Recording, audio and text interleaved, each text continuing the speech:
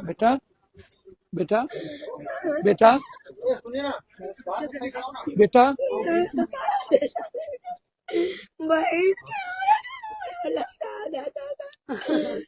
भाई कहाँ होगा? भाई कहाँ?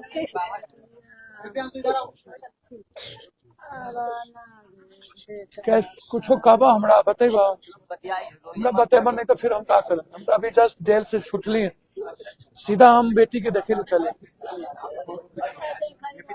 बताइए हमको, बैठिए बताइए सर। बच्ची पढ़ने जाता था उसी कोचिंग में, उसी में फंडामेंटल कोचिंग है सर। पहले मोती चौक था सर, पहले मोती चौक था। वो मास्टर साहब बहुत दिन से आ रहा था। ठीक है। मास्टर साहब हमको गांव के लड़कन को बहुत को शिक्षित किया है, बहुत को रास्ता धरा है।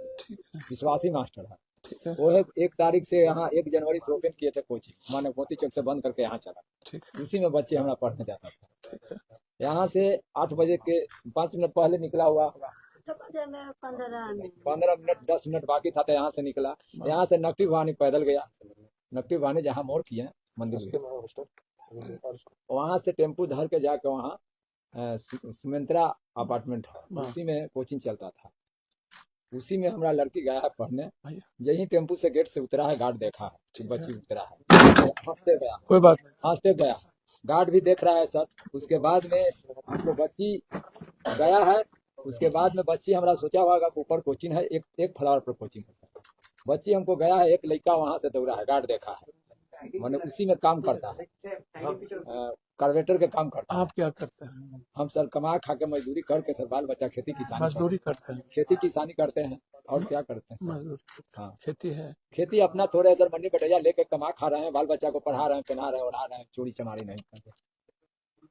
सब बाल बच्चा को मजदूरी। आपको क्या लग रहा है कि बेटी की हत्या की गई? हाँ, बेटी की हमको हत्या की गई, बहुत दुष्कर्म से उसको मारा है सर। मतलब जब बच्ची गई ऊपर, हाँ, तो 2 लड़के उसके पीछे भाग? नहीं, एक लड़का अंदर था सर। ठीक है। पीछे से वीडियो कैमरा देखेगा सर, वीडियो कैमरा होगा तो देख लीजिएगा सर। नहीं सर, सब दिखा दिया। जेल में थे तो हम नहीं देखा। हाँ, सब दिखा देंगे सर। उसके बाद में लड़की जब ही एंट्री किया है, गार्ड देखा है जाते हुए। ठीक है। उसके बाद जब ही नीचे कंपाउंड में हिला है लड़की, पीछे से उस लड़का दौड़ के गया है। ठीक है। लड़का दौड़ के गया है, कोई एक फ्लावर चौताल पर चढ़ के और दूसरा चौताल जो फ्लावर पर चढ़ना है उसी जगह मेरा लड़की को धर दिया है। कोचिंग में जाने नहीं दिया, कोचिंग में जैसा यार पड़ता है। ठीक है, समझे? और उसी तरह से लड़की धर लिया है, लड़की के हमको और धर के ले चल गया। 7 तल्ला मंजिला है। अच्छा, उसको मुंह जात के बड़े सब गर्दन चताल था सर। इसमें पेचकस खोवा हुआ है, माने कोई चीज से तेज हथियार से खोवा हुआ है। सब घिसेट के ले गया है, सब कमर छिड़ाया है। हाँ, गोर का चप्पल रगड़ाया हुआ है।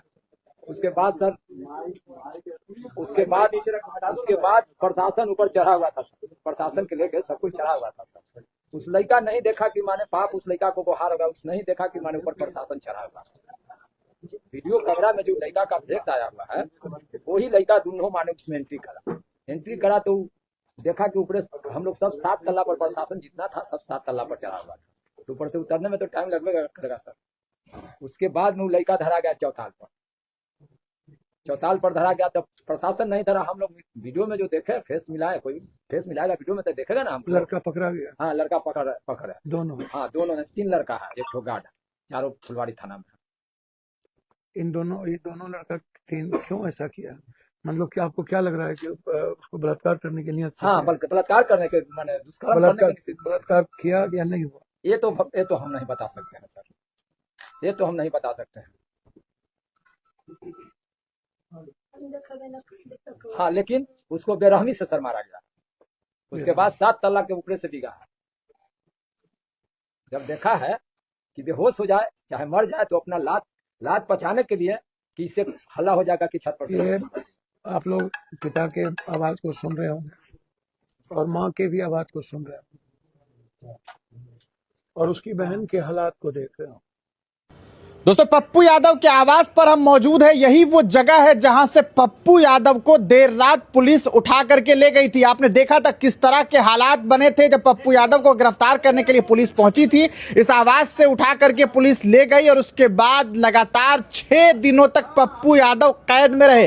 हालांकि आज उन्हें पटना सिविल कोर्ट ने बेल दे दिया और उसके बाद उन्हें रिहाई मिल गई है। लेकिन रिहाई के बाद वो अभी तक आवास तो नहीं पहुंचे हैं, सीधे फुलवारी शरीफ जा रहे हैं और वहां जाकर के उन्होंने जो है अपनी कहा सकता है जिस जो एक पीड़ित परिवार है जिसकी 16 वर्ष की बेटी के बारे में ये खबर निकल करके सामने आई कि फंडामेंटल कोचिंग सेंटर की छत से वो गिर गई है, लेकिन ये आरोप है कि उसके साथ बलात्कार किया गया, उसकी हत्या कर दी गई है। तो सीधे आप देखिए कि किस तरीके से एक नेता जिसे ये कह करके आरोप में जेल में बंद कर दिया गया कि 32 साल पुराना मामला है, लेकिन वो शुरू से कह रहे थे कि नीट की छात्रा के लिए आवाज उठाना उनके लिए जो है वो भारी पड़ा। और अब ये खबर सामने आई है कि दोबारा वो फुलवारी शरीफ एक और बेटी को इंसाफ दिलाने के लिए पहुंच गए। तो ये सारी चीजें समझ में आती है कि किस तरीके से एक नेता जब आवाज उठाने का प्रयास करता है, क्योंकि पप्पू यादव जेल से निकलने के बाद साफ तौर पर कह रहे हैं कि अब सच बोलना काफी मुश्किल हो जाएगा। वो ये भी कह रहे हैं कि झूठ तो नहीं बोलूंगा, लेकिन सच बोल पाऊंगा या नहीं बोल पाऊंगा ये वक्त तय करेगा, क्योंकि जो हालात हैं, जो सिस्टम है,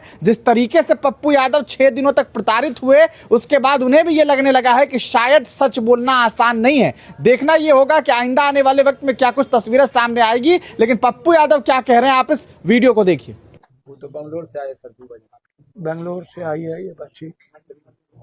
बेंगलोर में एक मजदूर आदमी अपनी बच्ची को नहीं सर, वहीं पर मानो रखते उसको शादी ब्याह करते बाबू एक बच्ची को किस तरह ये गरीब आदमी पढ़ाती है, कैसे बढ़ाती है। और मैं बार बार कहता हूं कि ये घर घर की कहानी है। सरकार का कोई डर नहीं रह गया, इकबाल नहीं रह गया, पुलिस का कोई डर नहीं रह गया, कोई भी बेटी सुरक्षित नहीं है। नहीं। मुझे दुख है कि परसों तक एसआईटी पटना पुलिस नीट छात्रा के चाचा और उसके परिवार को तंग किया है, और एक भी आदमी, एक भी गृह मंत्री, सांसद इतने उस परिवार को तंग कर रहे थे, जबकि सब कुछ सामने है। कोई बोलने वाला नहीं था। इतनी बड़ी घटना घटी कल, न तो कोई यहाँ के सांसद यहाँ आए, न एमएलए यहाँ आए, और न ही कोई जनप्रतिनिधि इस घर में देखने आए। क्या ये जिम्मेदारी सबकी नहीं थी? मैं आपसे जानना चाहता हूँ, क्या होगा इस बिहार का? दरभंगा में बलात्कार करके मार दिए गए, पुलिस उल्टे लाठी चलाती है। कोई एक केस का नाम बताइए जिसमें न्याय मिला हो आज तक। सीबीआई एक इंक्वायरी कर रही है मुजफ्फरपुर के केस की। हाईकोर्ट के माननीय न्यायाधीश महोदय मेघ कुमार झा जी ने रिपोर्ट मांगा, आज तक रिपोर्ट नहीं मिली। तो मैं जानना चाहूंगा कब तक मेरी बच्ची इन दरिंदों के शिकार होते रहे। मुझे तो अब डर लगता है कि मैं कहीं जाऊं कि ना जाऊं, निकलूंगा कोई मरवा दे। अभी जस्ट न्यायाधीश महोदय के न्याय के बाद मैं सबसे पहले मुझे लगा कि मुझे अपनी बेटी की न्याय के लिए मुझे जाना चाहिए। यहाँ के बाद चूंकि मैं बीमार हूँ, घर जाऊंगा। कल सुबह सबसे पहले स्पीकर महोदय से मिलने जाऊंगा और डॉक्टर को दिखाऊंगा। इस बच्ची के न्याय के लिए मैं कुछ भी करूंगा। दूध का दूध, पानी का पानी, एसपीडी ट्रायल हो, और इस परिवार के परवरिश के लिए, ताकि इस परिवार के बच्चे, हमारे जो छोटे बच्चे अब हैं, वो आगे बढ़े। जो भी जिम्मेदारी इस परिवार की होगी, पप्पू यादव की तरफ से इस परिवार की जिम्मेदारी लेगी। इसीलिए मैं सरकार से, खास तौर पर बहुत ताकतवर उप मुख्यमंत्री जी से, जो कुर्सी के सहारे अपने को ताकतवर समझते हैं, वक्त सबका आता है, नियति किसी को नहीं छोड़ता। मैं उनसे आग्रह करूंगा, यदि आप बोले कम और किसी जाति सूचक को गाली कम दें, और ईश्वर ने जो और बीजेपी ने जो आपको जिम्मेदारी दिया है, कि बलात्कारियों से हमारी बेटी को दरिंदों से बचाने की, व्यवसायियों को बचाने की, अपराधी माफिया जाति विशेष नहीं होती है, किसी भी जात का अपराधी माफिया हो खत्म करिए, मिटा दीजिए, पूरी लिस्ट बनाइए। लेकिन सिर्फ बोलना कथनी करनी में फर्क। और हर दिन बेटियों का बलात्कार, हर दिन बच्चियों की किडनैपिंग, लगभग बिहार से बच्चों का अपहरण करके बाहर बेचना, इसको रोकिए। और इस सत्येंद्र राय की बच्ची को न्याय मिले, ये मैं हाथ जोड़ता हूं। गृह मंत्री जी, आप पर बहुत भरोसा मैं तो नहीं करता हूं, क्योंकि आप हमेशा जाने ही गए हैं सिर्फ बोलने के लिए। साजिश बैठ के मत करिए, कोई ऊपर है जो देख रहा। इस बच्ची की न्याय करवा दीजिए, ये मैं आग्रह करता हूं। धन्यवाद। लगातार बिहार में दरिंदों के द्वारा, दिल्ली में भी एक दिन में 35-55 बच्चियों का गायब होना, और बिहार से भी स्टेशन और कई जगहों से बच्चे और बच्चियों का गायब होना। सत्येंद्र राय की बच्ची के साथ जिस तरीके से बेरहमी के साथ मारा गया, आप लोग से कुछ भी छुपी नहीं है। हम अभी ही आधे घंटे पहले, 15 मिनट पहले न्यायालय के आदेश पर जेल से निकले। मैंने उस दिन भी कहा था कि मरवाने की लंबी साजिश कैसे थी, लेकिन मेरे लिए सवाल ये नहीं है कि मैं रहूं या मरूं या कोई मरवा दे। मेरे लिए सबसे बड़ा सवाल है कि बेटी सुरक्षित कैसे हो और इन दरिंदों पर नकेल कैसे कसा जाए। दूसरा सबसे बड़ा सवाल ये है कि इकबाल खत्म क्यों हो गया है, डर अपराधी और बलात्कारियों के भीतर क्यों नहीं है। लगातार हत्या हो रही है, पत्रकारों की हत्या कर दी गई, गोली मार से मार दिया गया, लगातार घटना पे घटना हो रही है, और गृह मंत्री जी अपनी पीठ थपथपा रहे, बाही बाही कर रहे। गृह मंत्री जी, आप बाचाल तो हैं, आप गाली देने में बहादुर तो हैं।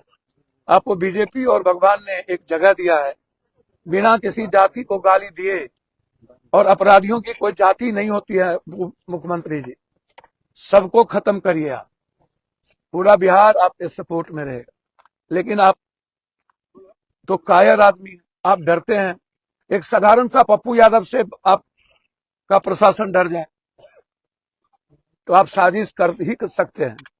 आपसे बहुत कुछ सवाल है, लेकिन आज सवाल मेरा सिर्फ इस बच्ची के दरिंदों को स्पीडी ट्रायल किया जाए, और कोई बच्ची इस बिहार पर किसी नरभक्षियों की गिद्ध दृष्टि ना हो।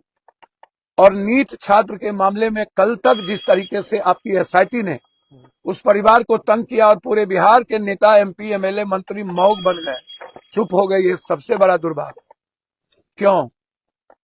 और यहां भी कल घटना घटी, ना तो इस इलाके के एमपी आए, ना एमएलए आए। कहा है भैया कौन, हमको तो नहीं जानकारी यहाँ के एमएलए एमपी कौन है, नहीं, मुझको नहीं पता ये सब। लेकिन इतनी बड़ी घटना के बावजूद नहीं आना, इससे बड़ा दुर्भाग्य कुछ नहीं हो सकता।